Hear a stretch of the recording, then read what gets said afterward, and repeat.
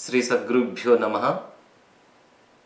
In this video, I would like to discuss regarding a question: is everything of this universe belong to God, or is everything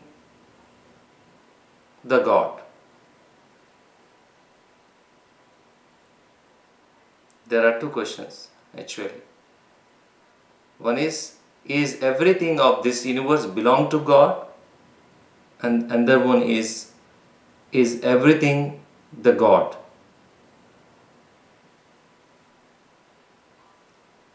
And before getting into this discussion, we would like to know, is God different from this universe?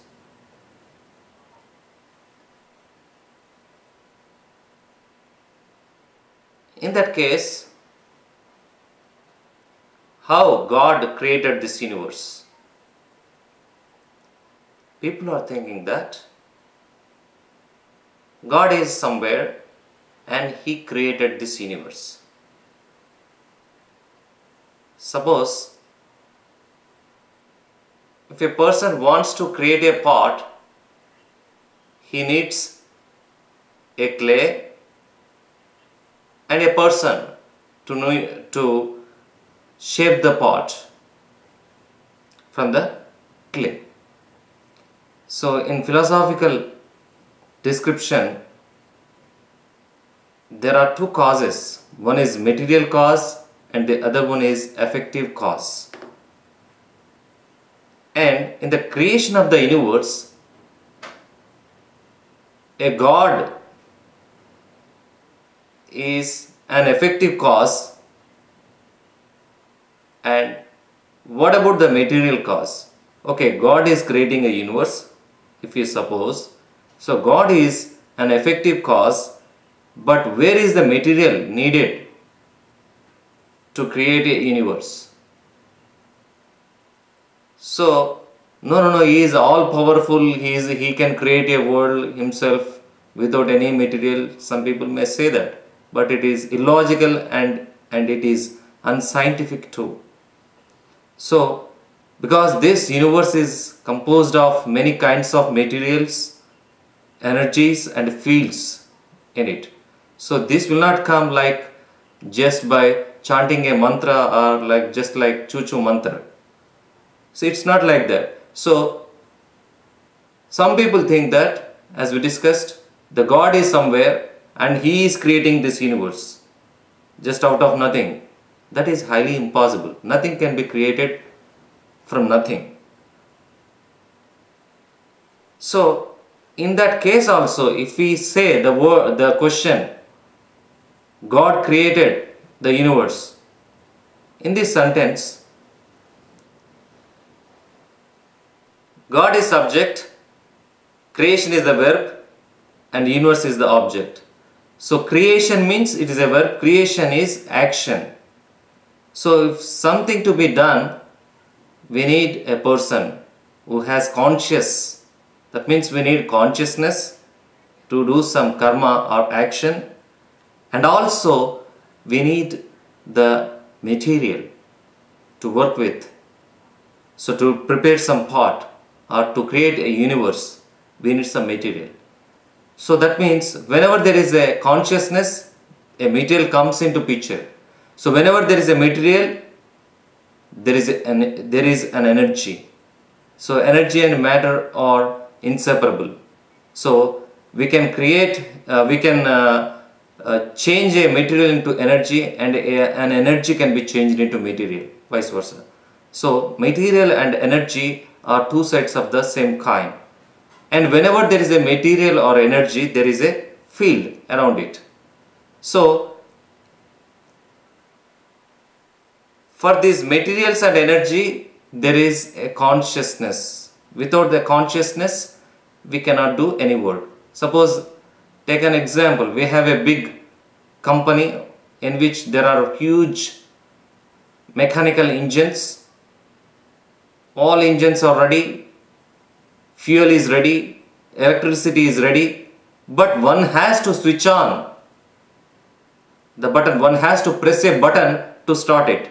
That starting of a pressing of a button cannot be done by a physical entity, an inertial entity. So a consciousness is involved in pressing a button. Someone who has conscious and consciousness, that person goes and he presses the button to start it. So that consciousness is involved in happening a process of creation.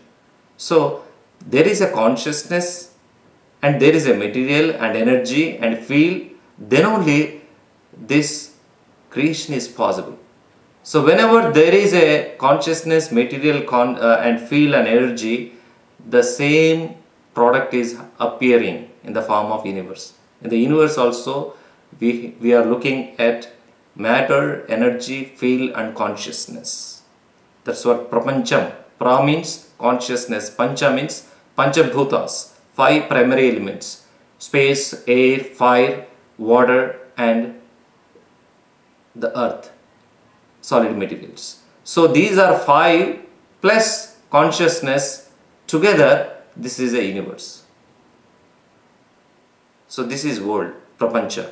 So we are visualizing everything and we are doing our business in this world, without which it is not possible. So whatever reflected and reflecting within our minds, this universe or this world, all these properties of this world and universe are transformed, given from the God. The God is nothing but that Brahman, which has its super consciousness by which it created this world. That means just transformation of this world. So in this case, we can see how the transformation happened. So this is only transformation from Brahman to Prapancha. And again back to when this Prapancha dissolves, it will reach to subtlest form of the Brahman. So there is no creation actually. Creation means only here transformation, but not creating anything which is not there from the Shunya. So whatever it is in subtlest form is becoming gross universe. So in the creation process, only the changing states from subtle to gross and gross to subtle. So here whatever visible in this physical world is a part of the Brahman. Like a tree has branches, fruits, leaves, all these things which are already hidden in a seed. In the same manner, all these panchabhutas and all these living beings are hidden in the subtlest Brahman. In that state, it doesn't show any qualities. There is no one to see what is its shape and what is its color. So in the form of subtlest form, the Brahman is said to be nirguna, and when it is becoming gross, it is saguna. So when it is evolved as a prapancha, all gunas are visible. So it is sagunam. But when it is in subtlest form, it is nirguna. So saguna, nirguna are